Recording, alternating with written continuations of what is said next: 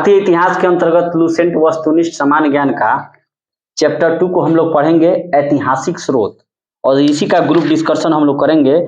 और कुल प्रश्नों की संख्या 80 है और इसका पहले ही पीडीएफ टीआरसी बिहार बोर्ड के टेलीग्राम ग्रुप में दिया जा चुका है। आप लोग टेलीग्राम ग्रुप से भी जुड़ सकते हैं ताकि आप लोगों को इसका पीडीएफ पहले मिल जाए और आप लोग भी इसको याद कर लें और उसके बाद जीडी का वीडियो देख लें ताकि आप लोगों की भी तैयारी हो जाए। तो चलिए चैप्टर नंबर 2, भारतीय इतिहास, ऐतिहासिक स्रोत। बताइएगा कि बीते हुए युगों की घटनाओं के संबंध में जानकारी देने वाले स्रोतों को क्या कहा जाता है? ऐतिहासिक स्रोत। बीते हुए युगों की घटनाओं के संबंध में जानकारी देने वाले स्रोतों को कहा जाता है ऐतिहासिक स्रोत। नेक्स्ट बताइएगा कि साहित्यिक स्रोत की तुलना में पुरातात्विक स्रोत अधिक प्रामाणिक होते हैं। साहित्यिक स्रोतों की तुलना में पुरातात्विक स्रोत अधिक प्रामाणिक होते हैं। सही है कि गलत है? सही है। अच्छा, अब ये प्रश्न आता है कैसे सही है? क्योंकि साहित्य जो लिखे जाते हैं किताब कॉपी, वो घर में बैठकर लिखे जाते हैं। और पुरातात्विक स्रोत का मतलब क्या है कि कोई भवन वन खंडहर है तो वो ज्यादा प्रामाणिक माना जाएगा क्योंकि वो दिखाई दे रहा है। इसमें बीते हुए बातों को किताब कॉपी में लिखा गया है तो ये ज्यादा प्रामाणिक नहीं है। तो इस प्रकार ये जो दूसरा प्रश्न था कि साहित्यिक स्रोत की तुलना में पुरातात्विक स्रोत अधिक प्रामाणिक होते हैं, सही है। नेक्स्ट बताइएगा, किस वेद में प्राचीन वैदिक युग की संस्कृति के बारे में सूचना दी गई है? प्रथम में ऋग्वेद में, बिल्कुल सही है। कहा गया है हाँ, कि किस वेद में प्राचीन वैदिक युग की संस्कृति के बारे में सूचना दी गई है? तो ऋग्वेद में। जो ऋग्वेद वेदों का प्रथम वेद है। हाँ, वेदों के रचयिता कौन थे? वेद व्यास थे, बहुत बढ़िया। और गायत्री मंत्र के रचयिता विश्वामित्र ऋषि। ठीक है। नेक्स्ट बताइएगा कि कौन सा ग्रंथ श्रुति ग्रंथ का अंग नहीं माना जाता है? पुराण जो है वह श्रुति ग्रंथ का अंग नहीं माना जाता है। लेकिन अगर यहीं से प्रश्न पूछे कि कौन सा ग्रंथ श्रुति ग्रंथ का अंग माना जाता है तो इसका उत्तर होगा संहिता, ब्राह्मण और उपनिषद। ठीक है। नेक्स्ट बताइएगा, कौन सा ग्रंथ यह दावा करता है कि जो उस ग्रंथ में है वह विश्व में है और जो उस ग्रंथ में नहीं है वह विश्व में नहीं है? महाभारत को ही हम लोग जय संहिता भी कहते हैं। और मुगल काल में रमजनामा के नाम से अकबर के काल में इसका फारसी भाषा में अनुवाद किया गया था, अर्थात युद्धों की पुस्तक। ठीक है। तो महाभारत में यह कहा गया है कि जो उस ग्रंथ में है वही विश्व में है और जो महाभारत में नहीं है वो विश्व में नहीं है। नेक्स्ट बताइएगा कि त्रिपिटक धर्म ग्रंथ का संबंध किस धर्म से है? बौद्ध धर्म से होगा, बिल्कुल सही है। त्रिपिटक का जो धर्म ग्रंथ है ये किससे है? बौद्ध धर्म से है। बौद्ध धर्म का धर्म ग्रंथ कौन है? त्रिपिटक है। अगर ये प्रश्न पूछा जाए कि बौद्ध का मान जातक किसका ग्रंथ है? जातक भी बौद्ध का है। बौद्ध का है, ठीक है। मिलिंद पनहो यानी कि मिलिंद के प्रश्न राजा मिलिंद और किस बौद्ध भिक्षु के मध्य संवाद के रूप में है? नागसेन। बहुत बार पूछा गया प्रश्न है कि मिलिंद पनहो में मिलिंद के प्रश्न यानी कि राजा मिलिंद और किस बौद्ध भिक्षु के मध्य वाद विवाद हुआ है तो उसका नाम था नागसेन। और नागसेन और राजा मिलिंद के वाद विवाद को किस पुस्तक में लिखा गया है? मिलिंद पनहो में। देखिए, प्रश्न को ऐसे ग्रुप डिस्कशन में करना है कि प्रश्न को कहीं घुमा दे। नेक्स्ट बताइएगा कि भारत के किस पुस्तक की तुलना मैकियावेली के प्रिंस से की जा सकती है? कौटिल्य के अर्थशास्त्र। ठीक है। तो प्रिंस का रचनाकार कौन था? मैकियावेली। अर्थशास्त्र का रचना चाणक्य, कौटिल्य या विष्णुगुप्त। और अर्थशास्त्र का संबंध किससे है? राजनीतिक पुस्तक से है, राजनीतिक नीतियां लिखा गया है। और कौटिल्य, विष्णुगुप्त या चाणक्य एक ही नाम है, जो चंद्रगुप्त मौर्य के प्रधानमंत्री थे, गुरु थे। ठीक है। नेक्स्ट बताइएगा, राजतरंगिणी पुस्तक किसने लिखा है? कल्हण ने। और इसमें कश्मीर के इतिहास के बारे में जानकारी दी गई है। ठीक है। राजतरंगिणी के रचयिता कल्हण, प्रिंस के रचयिता मैकियावेली, और शास्त्र के रचयिता चाणक्य, विष्णुगुप्त या कौटिल्य, और राजनीति से। ठीक है। त्रिपिटक धर्म ग्रंथ बौद्धों का है और जातक ग्रंथ भी बौद्धों का है। ठीक है। अच्छा, नेक्स्ट बताइएगा कि महाभाष्य के रचनाकार कौन है? पतंजलि। महाभाष्य के रचनाकार पतंजलि हैं। अच्छा, मल्लिकाग्निमित्रम नाटक किसने लिखा था? कालिदास ने। और मल्लिकाग्निमित्रम नाटक जो कालिदास ने लिखा उसका हीरो कौन था? तो अग्निमित्र। ठीक है, नेक्स्ट बताइएगा, हर्षचरित पुस्तक किसने लिखी? बाणभट्ट ने। और हर्षवर्धन का यह दरबारी कवि था बाणभट्ट, जिसने हर्षचरित पुस्तक लिखी। कादम्बरी, हाँ सब यही लिखा है। ठीक है, विक्रमांक चरित्र के रचनाकार कौन थे? बिल्हण। विक्रमांक चरित्र के रचनाकार बिल्हण थे। अच्छा, पृथ्वीराज रासो के रचनाकार कौन थे? चंद्रबरदाई। और पृथ्वीराज विजय के जैनक, देखिए पृथ्वीराज रासो तो चंद्रबरदाई जो पृथ्वीराज चौहान के कवि थे। अब पृथ्वीराज विजय की रचना किसने की? जैनक ने। अब यहाँ से प्रश्न आता है कि पृथ्वीराज चौहान और मोहम्मद गौरी के बीच तराइन का 2 युद्ध हुआ 1191 और 1192 में। 1191 में पृथ्वीराज चौहान जीत गए और 92 में गौरी के हाथों परास्त हो गए। और वहीं उनका दरबारी कवि था चंद्रबरदाई, जो कहा था कि कितना दूरी पर बैठा है, इसका आंख निकाल लिए थे, तो तीर मारे तो मर गया गौरी। अब जो बात हो, सब ऐतिहासिक चीजें हैं। हाँ हाँ हाँ, शब्दभेदी बाण। नेक्स्ट बताइएगा कि सिकंदर के साथ भारत आने वाला कौन कौन इतिहासकार थे? नियार्कस, एनासिक्रिटस और एरिस्टोबुलस। ठीक है, लेकिन हेरोडोटस नहीं आया था क्योंकि वो तो यूनान का था, और इतिहास का जब पीते है वो कैसे आ जाएगा सिकंदर के साथ? तो सिकंदर के साथ भारत आने वाले इतिहासकार थे नियार्कस, एनासिक्रिटस और एरिस्टोबुलस। सिकंदर की सेना ने ब्यास नदी को पार करने से इनकार कर दिया। सिकंदर और पोरस के बीच हाइडेस्पेसिस यानी कि झेलम का युद्ध हुआ था, जिसमें पोरस हारे थे कि नहीं हारे थे, लेकिन लोग कहता है कि हार गए थे। और जब सिकंदर हमला किया था तो भारत में मगध पर नंद वंश का राजा धनानंद का शासन था। ठीक है, नेक्स्ट बताइएगा, और सिकंदर को शरण कौन दिया था? मतलब आंधिक राजा गांधार का। नेक्स्ट बताइएगा कि किस विदेशी ने भारत का सबसे पहले दौरा किया था? किस विदेशी ने? हाँ बिल्कुल सही है, मेगास्थनीज ने, क्योंकि ऑप्शन में फाहियान, ह्वेनसांग और इत्सिंग है। तो यहाँ पर मेगास्थनीज जो है वह आता है चंद्रगुप्त मौर्य के दरबार में और इंडिका लिख देता है। फाहियान जो है चंद्रगुप्त विक्रमादित्य यानी कि चंद्रगुप्त द्वितीय के शासन काल में आया था गुप्त वंश में, तो गुप्त वंश से पहले मौर्य वंश है। ह्वेनसांग जो है ये तो हर्षवर्धन के काल में आया था 606 में, जो नालंदा विश्वविद्यालय में आकर पढ़ा, और इसको नीति का पंडित एवं यात्रियों का राजकुमार कहा जाता है। तो मेगास्थनीज कहाँ का था? यूनान का। फाहियान, ह्वेनसांग कहाँ के थे? चीन के। नेक्स्ट बताइएगा कि मेगास्थनीज की पुस्तक का क्या नाम है? इंडिका। ठीक है, मौर्य काल के बारे में जानकारी मिलती है इंडिका से। और इसने लिखा था कि पाटलिपुत्र का जो महल है वह सूसा एवं एकबातना से भी ज्यादा सुंदर है, और राजा जब चलता है तो सर के चारों तरफ ट्रेंड तोते उड़ते हैं, महिला अंगरक्षक है। नेक्स्ट बताइएगा कि बहुत ही इंपॉर्टेंट प्रश्न है और बार बार परीक्षाओं में पूछा गया है कि ज्योग्राफिया की रचना किसने की? ज्योग्राफिया की रचना स्ट्रेबो ने की। अब हमेशा फंसता है, गड़बड़ सड़बड़ हो जाता है। और नेचुरल हिस्टोरिया के लेखक प्लिनी है। नेचुरल हिस्ट्री के लेखक प्लिनी और ज्योग्राफिया के स्ट्रेबो। ठीक है, बताइएगा कि पेरिप्लस ऑफ एरिथियन सी पुस्तक की रचना किसने की? और ये बीपीएससी में पूछा हुआ भी प्रश्न है। इसका कोई यूनानी लेखक है, उसका नाम का जानकारी नहीं है, उसी ने लिखा था पेरिप्लस ऑफ द एरिथियन सी। फाहियान कहाँ का निवासी था? चीन का था। और चंद्रगुप्त विक्रमादित्य या चंद्रगुप्त द्वितीय गुप्त वंश के राजा के काल में यह भारत आया था। ठीक है, फाहियान किसके शासन काल में आया? चंद्रगुप्त द्वितीय। ठीक है, हर्षवर्धन के समय में कौन चीनी यात्री भारत आया? ह्वेनसांग, जिसको यात्रियों का राजकुमार एवं नीति का पंडित भी कहा जाता है। वह नालंदा बौद्ध विद्यालय में पढ़ने एवं नालंदा बौद्ध विद्यालय की जानकारी को एकत्रित करने आया था। ठीक है, 9वीं सदी में भारत आए अरब यात्री सुलेमान ने किस साम्राज्य को रूहुमा कहा था? पाल वंश को। पाल वंश का संस्थापक गोपाल, वो सामंत था और लोगों ने उसको राजा बना दिया। क्लियर है? उसकी राजधानी कहाँ थी? मुंगेर, बिहार का मुंगेर जिला। ठीक है, और उसी का राजा आगे चलकर धर्मपाल बना। तो गोपाल ने उदयपुरी विश्वविद्यालय की स्थापना की, धर्मपाल ने विक्रमशिला विश्वविद्यालय की स्थापना की।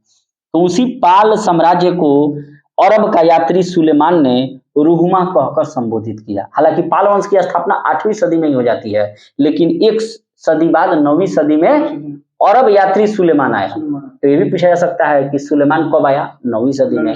किस देश का रहने वाला था? तो अरब का रहने वाला था। किसके शासनकाल में आया? पाल वंश के शासनकाल में आया। क्लियर है? और उसने पाल वंश को रुहुमा कहा। कई गो प्रश्न बन गया यहाँ से। अच्छा, अल बरूनी किसके शासनकाल में भारत आया? महमूद गजनवी के। और उसने कौन सी पुस्तक लिखी? किताबुल हिंद, तौहीदे हिंद या तौकीके हिंद कहिए। अच्छा, इब्न बतूता यात्री कहाँ का था? मोरक्को का। और ये मुहम्मद बिन तुगलक के शासनकाल में दिल्ली आया था, और दिल्ली का उसे काजी भी बनाया, इतना ज्यादा विद्वान था। इब्न बतूता बगल में जूता। नेक्स्ट बताइएगा कि इब्न बतूता, अच्छा तो बताइए दिए हैं कि मुहम्मद बिन तुगलक के शासन में आया था। दक्षिण अफ्रीकी देश का निवासी था, मोरक्को का यह। और ये कहानी बताए थे कि इसको बाद में जन्म करते हैं, ज्यादा ज्ञानी भी होना बेकार है। अब राजा से टकराइएगा, ज्यादा ज्ञानी है तो सजा देगा। तो कहा कि चीन जाओ, चीन देश का दौरा करके आओ। तो समुद्र के रास्ते गया तो नावे डूब गया उसका, कैसे बचते बचते आए। फिर सोचा कि जाएंगे मोहम्मद बिन तुगलक के पास, तो वो अपने पागल राजा है, रक्त पिपासु है, MBT मोहम्मद बिन तुगलक। तो अरुणाचल प्रदेश के रास्ते से गया वो, पूरा बर्फ खाते हुए चाइना, और वहां से अपने देश गया दक्षिण अफ्रीकी देश मोरक्को। तो वहीं अपना एक पुस्तक लिखता है जिसका नाम है रहला। रहला के रचनाकार कौन है? Ibn Battuta. और कहाँ का निवासी था? मोरक्को का। और मुहम्मद बिन तुगलक के शासनकाल में, सल्तनत काल में भारत आया था। नेक्स्ट बताइएगा, दक्षिण अफ्रीकी यात्री इब्न बतूता किसके शासनकाल में आया था? MBT, याद रखिए, मुहम्मद बिन तुगलक। नेक्स्ट बताइएगा कि फारस के सुल्तान मिर्जा शाहरुख कहाँ का था? फारस का। मिर्जा शाहरुख का एक राजदूत था अब्दुल रज्जाक। तो अब्दुल रज्जाक जो एक राजदूत था, जिसका वो विजयनगर सम्राट के शासनकाल में विजयनगर की यात्रा की। तो अब्दुल रज्जाक के जब आया तो विजयनगर का राजा कौन था? देवराय द्वितीय। और निकोली कोंटी जो इटली का था, वो देवराय प्रथम के शासनकाल में आया था। बारबोसा एवं डोमिगियो पायस कृष्ण देवराय के शासनकाल में आए थे, जिसके चेहरा पर चेचक का दाग था। और बाबर ने कहा कि कृष्ण देवराय बहुत शक्तिशाली है। कृष्ण देवराय ने अपनी माता के नाम पर नांगलपुरम शहर भी बसाया था, और पुर्तगाली से उसके अच्छे संबंध थे क्योंकि घोड़े लेता था। तो यहाँ ये काफी इंपॉर्टेंट प्रश्न है कि अब्दुल रज्जाक कहाँ का था? फारस का। फारस का सुल्तान शाहरुख भेजा उसको। तो जब विजयनगर साम्राज्य आया तो उस समय देवराय द्वितीय का शासन था। नेक्स्ट प्रश्न बताइएगा कि भारतीय पुरातत्व सर्वेक्षण यानी कि आर्कियोलॉजिकल सर्वे ऑफ इंडिया की स्थापना कब की गई थी? 1861 में। बहुत इंपॉर्टेंट प्रश्न है यह कि आर्कियोलॉजिकल सर्वे ऑफ इंडिया यानी कि भारतीय पुरातत्व सर्वेक्षण की स्थापना 1861 में की गई। अच्छा, भारतीय पुरातत्व का जनक किसे कहा जाता है? अलेक्जेंडर कनिंघम को। ठीक है, the father of Indian archaeology यानी कि भारतीय पुरातत्व का जनक अलेक्जेंडर कनिंघम को कहा जाता है। और भारतीय पुरातत्व सर्वेक्षण की स्थापना 1861 में की गई। ठीक है, हड़प्पा सभ्यता का सर्वप्रथम खोजकर्ता कौन है? दयाराम साहनी। 1921 में हड़प्पा का खोज की है। राखलदास बनर्जी बाद में मोहनजोदड़ो का खोज। तो हड़प्पा किस नदी किनारे है? रावी नदी के किनारे। मोहनजोदड़ो सिंधु नदी के किनारे। तो हड़प्पा सभ्यता के सर्वप्रथम खोजकर्ता राखलदास बनर्जी। अच्छा, हड़प्पा सभ्यता की खोज हड़प्पा सभ्यता की खोज कौन थे? दयाराम साहनी। कब की है? 1921 में। सिंधु घाटी सभ्यता को खोज निकालने में दो भारतीयों का नाम जुड़ा है, उनका क्या क्या नाम है? पहले दयाराम साहनी कहिए और उसके बाद तब राखलदास बनर्जी कहिए। RD बनर्जी। अच्छा, भारतीय पुरातत्व सर्वेक्षण विभाग की स्थापना कब की गई थी? 1861 में। भारतीय पुरातत्व सर्वेक्षण विभाग के जनक यानी कि पिता कौन थे? Alexander Cunningham. हड़प्पा सभ्यता की सबसे पहले खोज किसने की? दयाराम साहनी ने। कब की? 1921 में। और दो व्यक्ति का नाम जुड़ा है सिंधु घाटी सभ्यता की खोज करने में, एगो तो दयाराम साहनी और RD बनर्जी यानी कि राखलदास बनर्जी। नेक्स्ट बताइएगा कि हड़प्पा एवं मोहनजोदड़ो की पुरातत्विक खुदाई के प्रभारी कौन थे? Sir John Marshall. बड़ी फंसता है हड़प्पा एवं मोहनजोदड़ो की पुरातत्विक खुदाई के प्रभारी थे सर जॉन मार्शल। न्यूमिस्मेटिक्स क्या है? सिक्कों एवं धातुओं का अध्ययन। सिक्का एवं धातु का अध्ययन करना हो तो उसे हम लोग कहते हैं न्यूमिस्मेटिक, अर्थात सिक्कों एवं धातुओं का वैज्ञानिक अध्ययन करने वाले सिद्धांत को न्यूमिस्मेटिक्स कहा जाता है। अच्छा, एशिया माइनर स्थित बोगाज कोई का महत्व इसलिए है क्योंकि वहां से ऐसे अभिलेख प्राप्त हुए हैं जिसमें इंद्र, वरुण, मित्र और नासत्य 4 वैदिक देवताओं का उल्लेख है। ठीक है। अशोक के शिलालेखों को पढ़ने वाला प्रथम अंग्रेज कौन था? जेम्स प्रिंसेस था। और खोजा कौन था? पोटेंदी पेंथलर। अशोक मौर्य वंश का राजा था। अशोक जो है चंद्रगुप्त मौर्य का पोता। अच्छा, बेटा का क्या कहा जाता है? नाती कहा जाता है। पोता किसको कहा जाता है? पोता भी पोता को एक नाती के बात एक ही है। हाँ, मैंने जो कहिए मैंने कहने का मतलब है अशोक चंद्रगुप्त मौर्य का बेटा बिंदुसार का बेटा अशोक। तो अशोक के शिलालेखों को सर्वप्रथम पढ़ा जेम्स प्रिंसेस ने। और अशोक के अधिकांश अभिलेख किस भाषा एवं लिपि में है? भाषा बताइएगा। भाषा प्राकृत है और लिपि ब्राह्मी। तो पूछेगा अशोक के शिलालेख सबसे पहले कौन पढ़ा? James princess. खोजा कौन? पोटेंदी पेंथलर। अशोक के शिलालेख किस भाषा में है? प्राकृत। और लिपि कौन है? ब्राह्मी। और ब्राह्मी लिपि बाईं से दाईं ओर लिखी जाती है, जो अभी हम लोग वर्तमान में लिख रहे हैं। बाएं से दाएं लिखते हैं ना। और खरोष्टी लिपि ठीक इसका उल्टा है, दाएं से बाएं। अशोक के द्विभाषाई यानी कि ग्रीक एवं अमराइक अभिलेख कहाँ से प्राप्त हुआ है? कंधार से, सारे पूना से। उसी तरह बताते हैं उर्दू लिखाता है खरोष्टी में लिखाते हैं। हाँ, दाएं से बाएं। हम लोग जो हिंदी लिखते हैं देवनागरी वाला वो लिखते हैं बाएं से दाएं। तो बाएं से दाएं लिखिएगा ब्राह्मी है, और खरोष्टी लिखिएगा दाएं से बाएं। तो अशोक के शिलालेखों की भाषा जो थी प्राकृत थी और लिपि ब्राह्मी। अभी वर्तमान में हिंदी की लिपि देवनागरी है। अशोक के द्विभाषा यानी कि एक के शिलालेख में 2 भाषा का प्रयोग किया, एगो में ग्रीक और एगो में अमराइक, सारे कुना कंधार में। इसका मतलब समझते हैं? वहाँ ग्रीक भाषा अमराइक भाषा का प्रयोग क्यों किया है? क्योंकि वहाँ वह लोग आते थे। कहाँ से? ग्रीक व्यापारी कंधार आते थे। जैसे हम लोग में अंग्रेज ने आया तो इंग्लिश सिखाया, हम लोग यहाँ पहले भाषा हिंदी ही थी। अगर नेपाल में नेपाल में जाए कब्जा कर ले, नेपाल में अगर इंडिया कुछ लिखवाना है तो हिंदी, अंग्रेजी या नेपाली तीनों लिखवाई। क्या है? लोगों का समझ में आओ। यही से ग्रीक अमराइक लिपि का प्रयोग कहाँ किया? कंधार तक। इसका मतलब है कि आज जो अफगानिस्तान है पहले किसका राज्य था? अशोक का, भारत का। इसीलिए कहा जाता है अखंड भारत। नेक्स्ट बताइएगा, अशोक का मानसेहरा अभिलेख कहाँ है? पाकिस्तान में। और शाहबाजगढ़ी भी पाकिस्तान में है। यहाँ पर किस लिपि का प्रयोग किया गया है? खरोष्टी का। ठीक है। नेक्स्ट बताइएगा, खरोष्टी लिपि किधर से किधर लिखा जाता है? तो दाएं से बाएं। दाएं से बाएं। अब ब्राह्मी, ब से ब्राह्मी तो ब से बाया से दाया। देखिए फंस रहा है बार बार। ब्राह्मी जो है तो ब से बाया है, तो बाएं से दाएं। खरोष्टी दाएं से बाएं, बस इसका उल्टा है। नेक्स्ट बताइएगा कि प्राचीन भारत में कौन सी लिपि दाईं से बाईं ओर लिखी जाती थी? दाईं से बाईं ओर खरोष्टी। हाँ। अब बाएं से दाया ब्राह्मी। नेक्स्ट बताइएगा कि हेलियोडोरस का बेसनगर अभिलेख किसको बताता है? वासुदेव को। कौन सा अभिलेख कलिंग नरेश खारवेल से संबंधित है? हाथी गुफा उड़ीसा में है। सबसे पहले भारत में विशुद्ध संस्कृत भाषा में लंबा अभिलेख किस राजा द्वारा जारी किया गया? रुद्रदामन द्वारा। शक क्षत्रप रुद्रदामन के द्वारा सबसे पहले भारत में शुद्ध रूप से संस्कृत भाषा में लंबा अभिलेख जारी किया गया रुद्रदामन। अच्छा, काव्य शैली का प्राचीनतम नमूना किसके अभिलेख में मिलता है? रुद्रदामन का।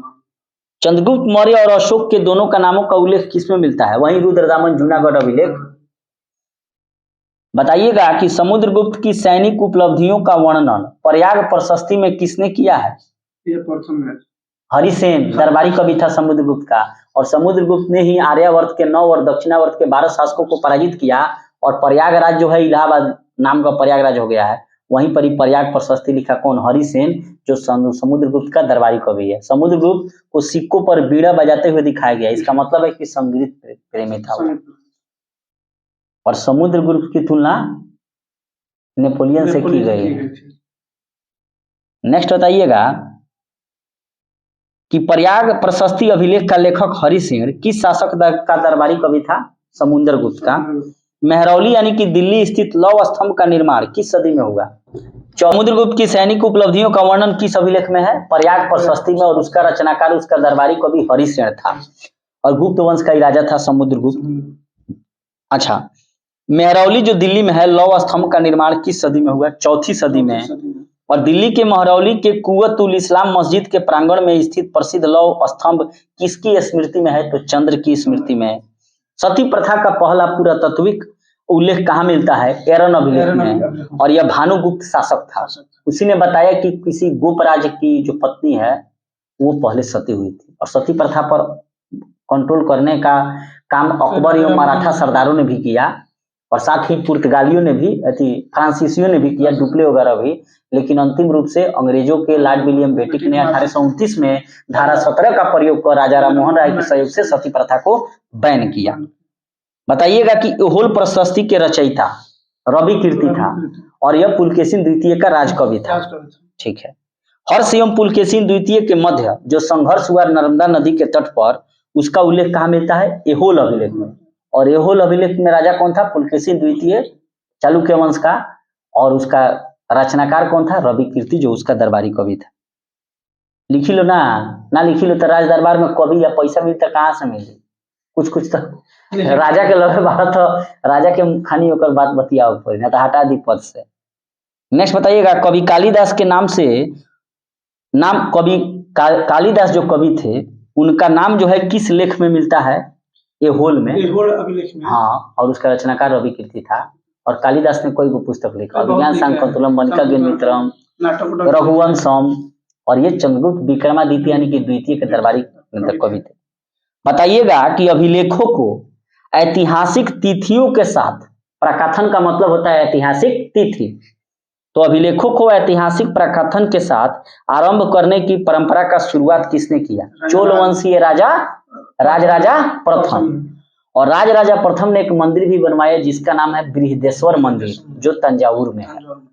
और चोलों की राजधानी कहाँ थी? तंजौर। और थी पल्लव वंश का राजधानी कांचीपुरम। पल्लव वंश का संस्थापक श्री विष्णु, और चोल वंश का संस्थापक विजयालय। उसी में राजराजा प्रथम श्रीलंका और लंका, इंडोनेशिया सब पर कब्जा कर लिया था, नौसेना बना लिया था। तो बृहदेश्वर मंदिर को भी पूछा जाता है कि किसने बनवाया? तो राजराजा प्रथम ने, तंजौर का। ठीक है। कहां से प्राप्त अभिलेख में महासभा की कार्य प्रणाली के विषय में जानकारी मिलती है? तो उत्तर मेरूर से। उत्तर मेरूर। भारत में सिक्कों का प्रचलन कब हुआ? 600 ईस्वी पूर्व में। भारत में प्राचीनतम मुद्रा माना जाता है आहत सिक्का। आहत का मतलब समझते हैं? जैसे मान लीजिए कोई धातु है और उस पर एक बार कोनो मोहर बनवा के एक बार मारा ठपाक से, तो उस पर चिन्हासी हो गया, उसी को कहा जाता है आहत। ना लोग पहले हमारा के आहत कर दिल, मार दिल, तो लोग कोनो धातु बना के ओकरे ऊपर तो ना दब जाई, तो चिन्ह उखड़ जाई, तो ओकरे कहल जाला आहत सिक्का।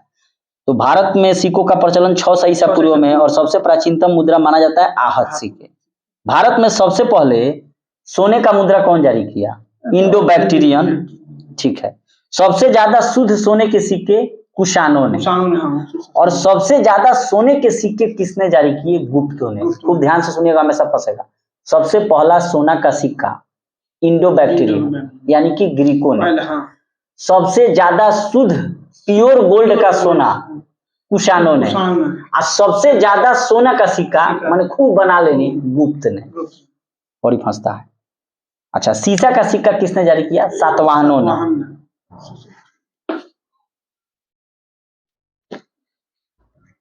बताइएगा रोमन सिक्के कहां से मिले हैं? अरिकमेडु से। बड़ी पूछता है, अरिकमेडु से मिला है। भीमबेटका किस लिए प्रसिद्ध है? गुफाओं के शैल चित्र के लिए, और मध्य प्रदेश के रायसेन जिला में है, और यहाँ पर 30,000 साल पुरानी मानव का क्रियाकलाप अंकित है। और इसकी खोज किए थे श्रीधर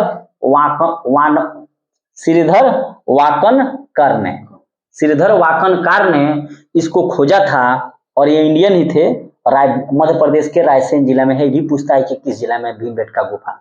और 30,000 पहले आदमी का वहां पर स्टाइल बनाया गया है कि कैसे आदमी, माने आदमी का पूरा फोटो है, नेट पर सर्च कीजिएगा। इसका मतलब है कि 30,000 पहले धरती पर मनुष्य था। उनका जानता है कि आज इतना डेवलपमेंट हो गया है कि साला मोबाइल से कहां आदमी पहुंच जा रहा है। बताइएगा कि प्राचीन काल में बर्मा को किस नाम से जाना जाता था? सुवर्ण भूमि। और वहीं बर्मा यानी कि म्यांमार। और रंगून में किसको निर्वासित किया गया था? जफर द्वितीय को। रंगून किस नदी किनारे है? इरावदी। अच्छा, अंकोरवाट का मंदिर कहाँ है? कंबोडिया में। और इसको बनवाया था राजा सूर्य वर्मन द्वितीय ने। भगवान विष्णु का यह मंदिर है। और ये जो कंबोडिया है वहाँ कौन सी विश्व प्रसिद्ध नदी बहती है? मेकांग नदी। ठीक है। प्लिनी की मूल कृति नेचुरल हिस्ट्री किस भाषा में लिखा हुआ है? लैटिन भाषा में। तो बार बार पूछा जाता है कि नेचुरल हिस्ट्री किसने लिखा? प्लिनी ने। नेचुरल भाषा में। हाँ, प्राकृतिक इतिहास लैटिन भाषा में। चचनामा के लेखक कौन है? अली अहमद। और यह जिसमें सिंध का इतिहास के बारे में जानकारी मिलता है और किस भाषा में लिखी गई है? अरबी भाषा में। भारत के सांस्कृतिक इतिहास के संदर्भ में इतिवृत्तों, राजवंशीय इतिहासों तथा वीर गाथाओं को कंठस्थ करना किसका व्यवसाय था? मगध का। बड़ा हार्ड प्रश्न है जी, हैं? बताइए, वीर गाथाओं को कंठस्थ करना, राजवंशीय इतिहासों के बारे में जानकारी करना, किसका व्यवसाय था? मगध का। जितना वीर राजा थे सब लोग मगध नहीं, मागध। मागध कह रहा है। और मागध का अर्थ क्या है जरा सा आप लोग नेट पे सर्च करके कमेंट कीजिए। चीनी यात्री संयुगन ने भारत की यात्रा कब की? 518 से लेकर 522 में। और तंगयूर किसने लिखा था? महाभारत युद्ध के लिए 3101 ईसा पूर्व तिथि का उल्लेख किस अभिलेख में हुआ है? तो पुलकेशिन द्वितीय के एवल अभिलेख में। राबातक अभिलेख किससे संबंधित है? कनिष्क से। ठीक है। भारतवर्ष के लिए इंडिया शब्द का प्रयोग सबसे पहले किसने किया? हेरोडोटस ने। यूनान का रहने वाला था, इतिहास का पिता कहा जाता है। नेक्स्ट बताइएगा कि किसने ब्राह्मी और खरेष्टी लिपियों को उद्वाचित किया? James princess. हाँ, अशोक का शिलालेख है और खोजा था पोटेंदी पेंथलर ने। प्राचीन भारत की कौन सी लिपि दाहिनी ओर से बाईं ओर लिखी जाती है? खरोष्टी। ब से ब्राह्मणी तो ब से बाया, बाएं से दाया। तो इस प्रकार ये जो लुसेंट जीके बुक है ऑब्जेक्टिव का, इसका हम लोगों ने चैप्टर 2 इतिहास का ऐतिहासिक स्रोत के का टोटल 80 प्रश्नों का ग्रुप डिस्कशन किया। चैनल पर नए हैं तो जरूर सब्सक्राइब कर लीजिए, क्योंकि ऐसे ही हम लोग ग्रुप डिस्कशन का वीडियो को अपलोड करते रहेंगे। और इसका पीडीएफ जो है टीआरसी बिहार बोर्ड के टेलीग्राम ग्रुप को जरूर जुड़ जाइए, उसमें पीडीएफ मिलता रहेगा। Thank you.